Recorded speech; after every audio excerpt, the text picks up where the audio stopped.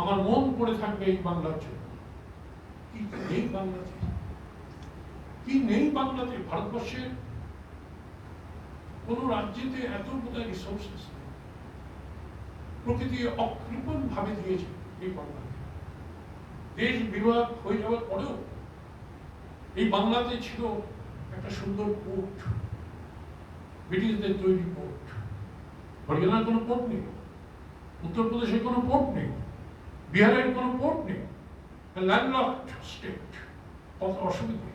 মাল বাইরে পাঠাতে গেলে পরে অন্য দেশে এক্সপোর্ট করতে গেলে কত দূরে ট্রান্সপোর্ট কস্ট। আমাদের এখানে ধারে কাছে পোর্ট, আমাদের শেষ দেওয়া দূরত্বে লোহা এবং কয়লা পাওয়া যায়, মিছিল দিলে লোহা কয়লা পাওয়া যায়। অনেক রাজ্যে এরকম লোহা কয়লা নেই। আমাদের এখানে স্কিলড লেবার আছে, আমাদের এখানে ইংরেজি জানা মধ্যবিত্ত বাঙালি রয়েছে, আমাদের এখানে network of communication, transport, south eastern এবং ইস্টার্ন রেলওয়ের হেড অফিস, আমাদের এখানে ইলেকট্রিসিটি ছিল, আমাদের এখানে সেই পাহাড় রয়েছে, জঙ্গল রয়েছে, টি গার্ডেন রয়েছে, এদিকে আবার সমুদ্র আছে, ফার্টাইল সয়েল, এত সুন্দর মাটি, শাকসবজির এত সুন্দর টেস্ট। আমি এক মারওয়াড়ি ভদ্রলোককে জিজ্ঞেস করেছিলাম, আপনাদের তো বড় বড় ক্যানেল হয়ে গেছে, এবার আপনি ফিরে চলে যান না ওখানে?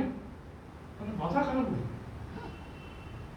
এখানে লেক গার্ডেন্স, গড়িয়াহাট, মানিকতলা বাজার ছেড়ে দিল, একটা ছোট্ট মার্কেটে গেলে আমি 15 রকমের শাকসবজি পাই, 15 ভ্যারাইটিস শাকসবজি পাই। আমি এটা যাবো রাজস্থানে ফিরে, এইরকম শস্য শ্যামল আমাদের দেশ। সেই দেশে আমরা যখন ছাত্র ছিল, আমাদের মাস্টারমশাইরা শিখিয়েছে, দেখো রাজনৈতিক স্টেবিলিটি, পলিটিক্যাল স্টেবিলিটি না হলে কিন্তু অর্থনৈতিক উন্নয়ন হয় না।